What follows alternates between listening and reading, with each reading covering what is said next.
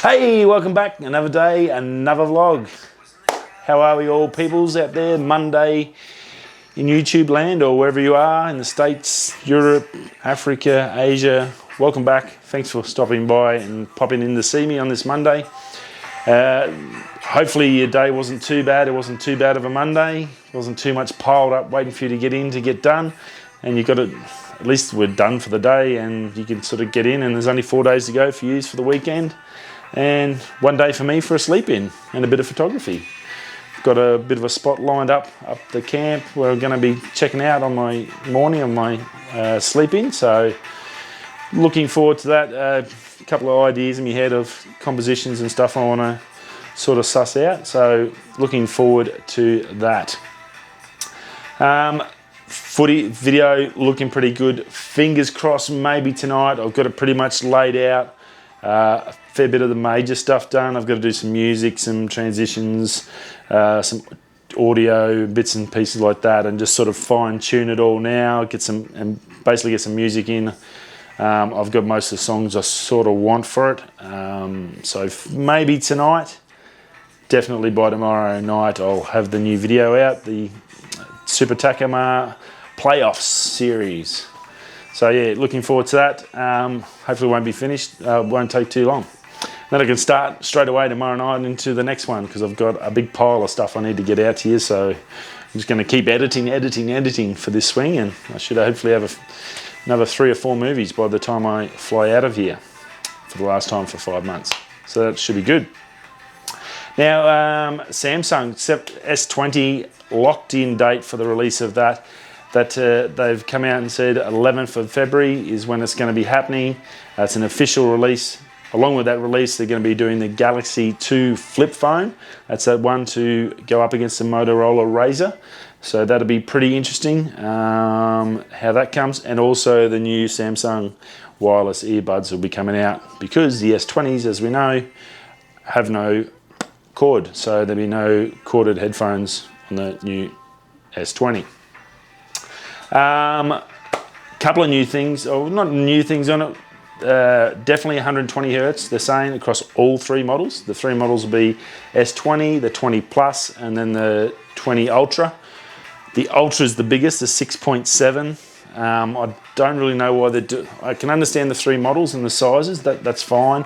But the Ultra apparently is going to be their flagship, and that's the only one that's going to have the 108 megapixel, which is strange. It's also the only one that's going to have that extra telephoto lens in it, which is up to 8 times optical. They're calling it a periscope lens. So strange. I would have preferred to have 3 of the base 3 sizes with standard features, and then 3 maybe Pro models, or whatever name Pros get thrown out, but 3 advanced models, Samsung Advance, there's the name, with the high grade features with the 2 different price points, but depending on the size of phone. I've had the 6 Plus iPhone and I'll never go back to a monster phone. It doesn't fit in pockets, it falls out. Even with a life-proof case on, it was always falling out on the ground when you're working on gear and stuff. It's just stupid. It's a dumb idea. If you actually work for a living and you're mobile, you can't have a monster phone because it doesn't fit in pockets. It just doesn't work. Especially as a mechanic, it's just a pain in the butt. But so that's coming out.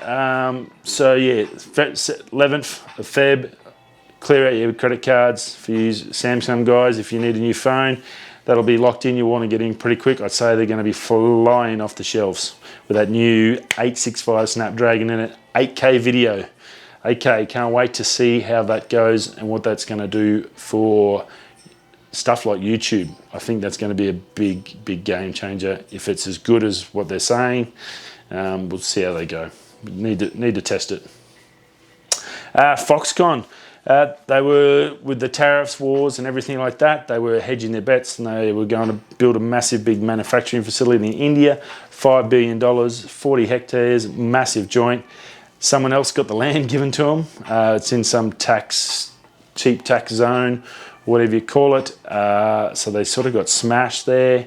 So they said, oh, we'll stuff you. We're taking out $5 billion US and we're just not coming to India. So big, don't know how that'll affect the new iPhone sort of push through to India. But definitely something to look at. I guess at the moment the US is more concerned about Iran than worrying about tariff wars with China. So I think the heat on that little argument has abated for a bit. And hopefully, I'm assuming they're probably thinking now, well, we'll save it $5 billion because Trump's been impeached. He's probably not going to get in again. And the Iranian war, Iran will sort of take the heat off us for the next 6 months. So we should be good, and then someone else come in and all the tariffing will go and we'll be back to normal. So they've probably saved themselves $5 billion. So that's not too bad. Probably a smart decision, I think, actually. The Taal Volcano in the Philippines, if you haven't seen the footage or heard about it, doesn't look real good. Looks like it's going to be a fair sort of an eruption. It's pretty wild. Some of the footage I've seen today, there's lava and stuff coming out this afternoon that I heard about. So thoughts and prayers for all those people there.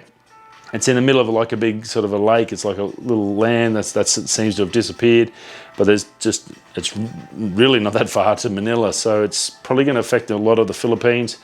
Planes will be a big issue, so I don't know if people will be able to get out, so they'll be trying to get to some sort of safety. I hope they're all okay.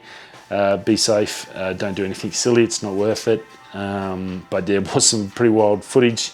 Lightning bolts going up through black ash clouds and stuff like that. Yeah, pretty wild. Looks pretty cool from us there. I'm sure it's bloody scary, so not good at the moment. GE bringing out a 27-inch touchscreen microwave. Yep, touchscreen microwave. It has built-in internet. You can actually watch Netflix on the front door of your microwave while you're sitting in the kitchen waiting for your TV dinner to cook. I shit you not. They had it at CES. I'm surprised it didn't get actually more coverage than this. It's got a camera inside so you can look down over your food. So for you foodie bloggers, probably the perfect microwave for you. If you're heating stuff up, you can now get some footage to chuck into your YouTube vlog to see you're cooking, and you can put stuff in there and all that. So it's just a foodie's wet dream. I think it'll be really good for that. It'll also give you access to using the camera. Basically what it's supposed to do is use the camera, take pictures of your food. It'll help you cook the food. If you don't know how to cook food, I guess if you're using the microwave, there's probably a fair chance you don't really know how to cook food. And that's what it's supposed to do, just sort of help you, guide you in the right way. And if it looks dodgy, it'll warn you and stuff like that. So a little bit of an AI microwave with cameras, but I think the 30s might get a little bit out of this. It might become quite a handy feature. And if not, well, you can just watch a movie while you're staring at the thing go around. Something different. GE, 1,000 watts, something very cool. Now, Harley Davidson, they've released them in the States, they're electric motorbikes. The first one is called a LIVEWIRE. It's $30,000 US.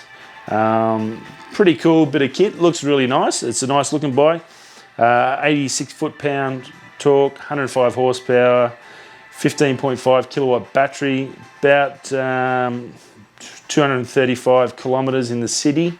So that's not too bad on one charge. 0 to 100 in 3 seconds, not super mega fast, considering the cars can do like 2.5 seconds. So you'd think it would have been around about there for its weight. And I think that's a lot to do with it hasn't got motors in each wheel. I'm not sure why, but yeah, discuss a bit that in a sec. You can charge at home or a level 3 DC fast charger, one of those stations. I think we've got a few in Australia, but not a lot as yet. Electronic chassis control, so it adapts with the brakes and the steering and the suspension. That's fully all digital now, so it's pretty cool. And yeah, it's got a chain still. I don't know, it's got no motor, but for some reason they felt the need to have a chain to drive the rear wheel. I would have thought having electric motor on the front and the back, A, would aid in braking, and B, give you power back to your batteries like the boosted boards do and the boosted rev, the scooter. They both sort of basically give that power back on braking, and they've got the motors in the wheels. I would have thought they would have gone that way. For some reason they haven't. Maybe it's just a sort of that aesthetic, so it's still like a bike and such. But that was the only thing I sort of didn't understand. So they've got the batteries under the sort of fuel tank, and then below that's the big motor sitting at the bottom. So I thought it would have been easy just to have the batteries lower and then cables going through down your forks into your motor. Would have been a lot cleaner and neater, and probably put the motors a little bit more weight on the ends, but it might be a balancing as well. I'm not 100%, but I thought it was weird. If you do understand why they've used a chain, let us know. That'd be pretty cool to understand that.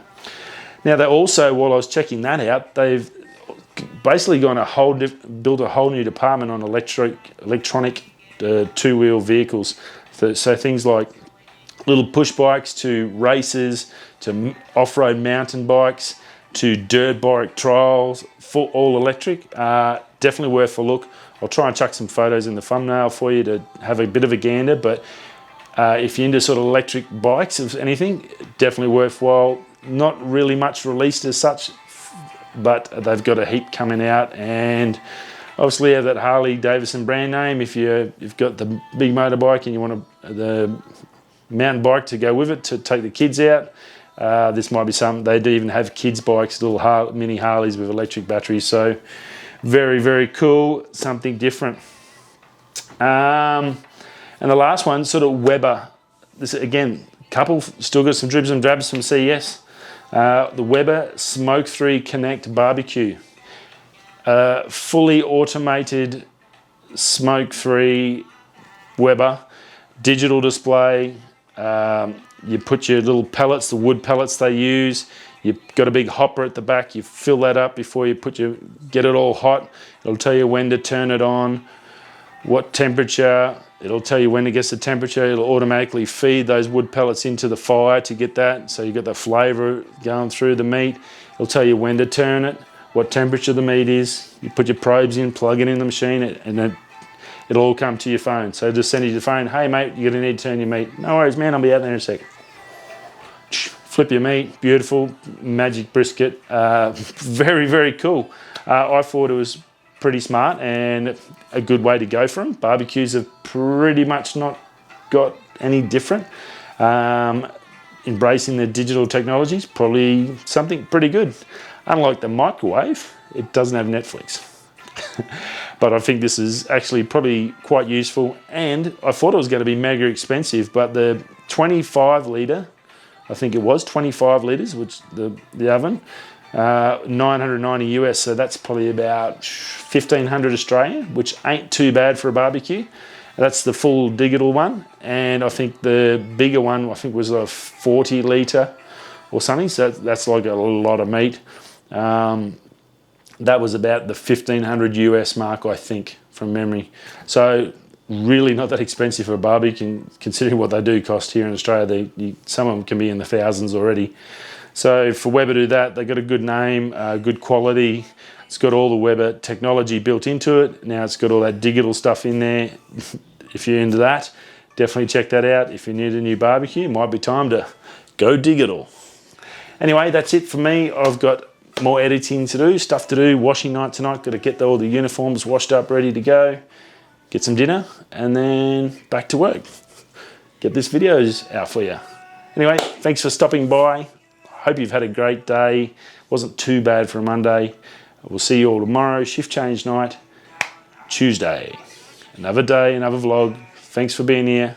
Whether you're going that way, or was it that way? I don't know. There's dabbing. Have a great day, and we'll see you all tomorrow. Peace.